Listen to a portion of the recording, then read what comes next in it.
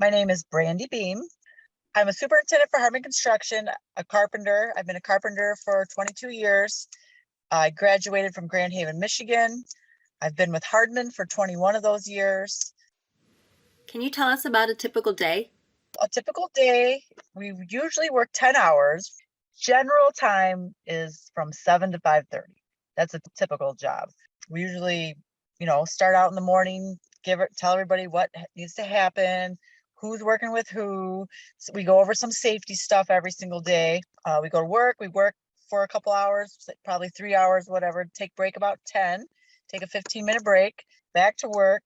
And then lunch is at 1. We take a half-hour lunch. And then we don't take a afternoon break. So we just go until 5:30. Right now we're building wooden forms. So there's a lot of woodworking involved. We use skill saws, sawzalls, all that stuff, drills. Generally you have an apprentice and a journeyman working together. So they're teaching them. You'd want to have a tool belt. You'd want a hammer, a measuring tape, a speed square, utility knife to sharpen your pencil or cut whatever. And those are just some basic tools that you would need. And then of course, there's specialty tools for certain different things. How did you become interested in this career? I was graduating from high school, working in a factory. We were working 12-hour days. And a friend of mine said, hey, you should join the Carpenters Union. You get paid to go through the apprenticeship school. It's 4 years. And then when you're done, you'll be a journeyman, you'll make decent money. I said, sure. My dad, my mom, nobody was a carpenter in my family. So it's just like, let's try it. I was 22. I got into it. I was a single mom. I had a little 2-year-old at home. As a first-year apprentice, I really knew nothing. And I've just, I was willing to learn. You got to be willing to listen. Sometimes these guys can be a little hard on us younger people, but, that's how it is. I did what I was told, listen. I picked up on a lot of things pretty quick, I think. And probably the last 5 years now I've been running work for Hardman. So I get to boss everybody around. What does your company do? It's been a good 21 years with these guys. We do bridge work. We do like the metal sheeting walls you'd see along, say, the pier. Different places you do that. We do what we call as auger cast, where you drill into the ground. The crane holds a huge auger which drills into the ground and it pumps concrete out, which those are considered foundation piles. I mean, we do a lot of different things. I've learned how to weld. I know how to cut steel with a torch. It's hard work, but it's very good work. How do unions work with employers? To be an apprentice, you do have to have somebody, I guess, what would you call, sponsor you, but they'll find that person. So they called me up and said, hey, so-and-so needs an apprentice, and this is where you're going to go. And so you start out there, and then say like, sometimes the job's done and these companies come in and they go to out of state or whatever. So then you got to find something. So a lot of times your union hall will know if you're working or not, or if not, you call them and say, hey, I'm out of work. These guys are done. Where's the next gig? And they'll say, well, so-and-so needs help with this. So you might go somewhere for a couple weeks. You might go somewhere for a couple months. Obviously they're going to judge you on your work ethic. And if they like you, they'll keep you around and move you from job to job to job. Fortunately, Hardman there was tons of work in Grand Rapids. So I was able to work for 17 years without having to stay out of town. So I was able to raise my son and be home, do what I needed to do. And, and Hardman's been slow a couple times throughout the years. There's been some years that, say, like in the fall, the job gets done and, hey, we don't have anything right now. And I didn't want to travel. So I'd say, okay, well, maybe I'll wait a week and see what happens. And during the week, you collect unemployment as long as you got laid off from them. And then I'd say, okay, well, I need to go to work. So I'd call the union, hey, so-and-so needs you. So I'd go.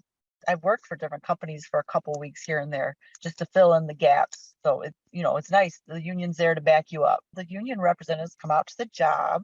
We have certain guys. Each hall has a couple of guys, and they'll come out and talk to you. Hey, how's it going? Are they treating you good? Do you need anything? Whatever. So they're there to help us. What was your education like? So there's several different apprenticeships throughout Michigan. There's several different carpenters unions throughout Michigan. So I'm on the west side. So at the time it was in Fenville, Michigan, which now the school is in Wayland, which is south of Grand Rapids, somewhere in there. Yeah, and that's probably been within the last 6 years they rebuilt that and added that. So it's a big training center. You go in, your first class is orientation, so they kind of teach you how to read a tape, how to hold a hammer, what is a certain kind of nail, because there's different kind of nails. So just the basics. And then after that, then you just need to pick your classes. So you learn drywall in a class, you learn how to hang ceilings in a class, you learn how to do metal studs in a class, how to frame a house in a class, how to read a blueprint, how to build scaffolding. And there's a whole spectrum of it. Bridge work is a lot of concrete work.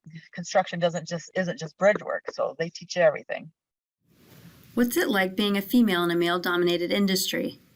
There's always a few guys every now and then that are like, oh, I had a guy when I first started being the boss, pushing work is what we call it. He's like, oh, well, I'm not working for a girl. So he was there for a day, and I was like, well, whatever, you're not hurting my feelings. You gotta be able to just brush the stuff off. I really haven't had very many problems being a girl, and I've been with these guys for so long now that everybody pretty much respects me. They know I'm here and I'm gonna work, and I'm not just gonna, like, I'm the boss now, so I shouldn't have to work, but I do, because I feel like they respect you more if you're with them. You gotta be able to kind of hold your own. Can't sit back and just watch these guys do it like some of our bosses do. They sit in their truck and they just observe. I'm not any better than them, just because I'm the boss.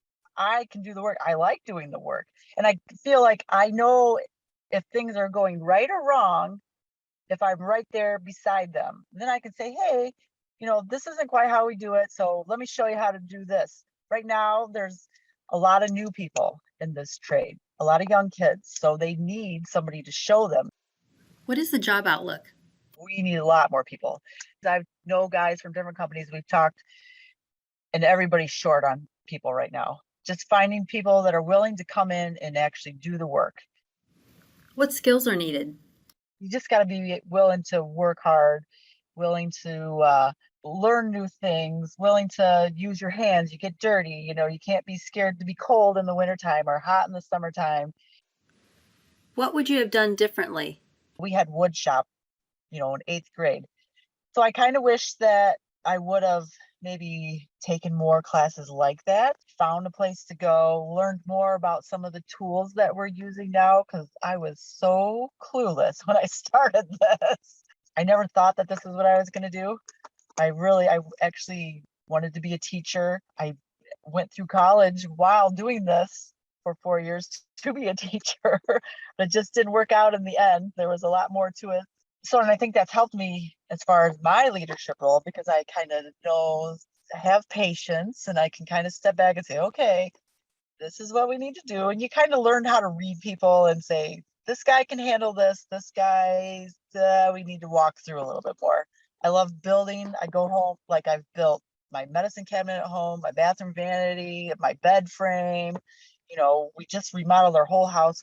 My husband and I, we did the chimney, the trim, all kinds of stuff. It's very gratifying work. You can stand back and say, I did that.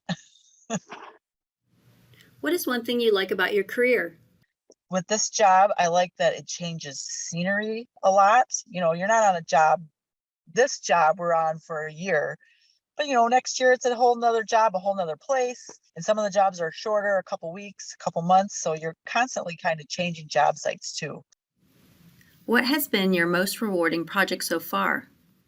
Well, so I got to help build 231. 231 is a huge bridge that goes across the Grand River in Grand Haven. If you say you're driving across the bridge and you see stripes in it, or looks like stones or different, you call it rustification. There was some really cool rustification in that bridge. So to put some of that stuff together, and then now get to drive across it and say, yeah, I got to be a part of that. It's a big deal. What advice would you give to students? It's a great career. The trades are a wonderful place to raise, you make good money, you can support a family, you have a good life. Definitely try it. And if you're interested in any of that stuff, plumbing, electrician, residential, whatever, building, it's there, and it's really affordable to go to get through classes and whatnot. I don't know, even out of the union, I'm sure it's probably pretty affordable, and it really pans out. So I'd say go for it.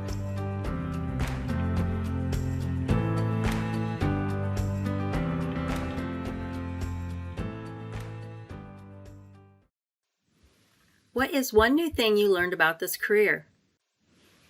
What is one thing that inspired you from watching this career chat? Brandi A. always knew she wanted to be a carpenter. B. likes the change of scenery that comes with working on different projects. C. says an associate's degree is the credential needed for this career. D. had a tough time entering into this career as a female.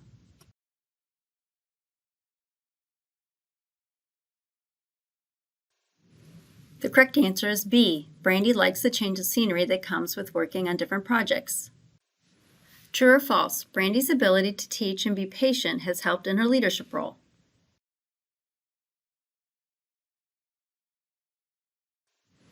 The answer is true. Brandi's ability to teach and be patient has helped in her leadership role.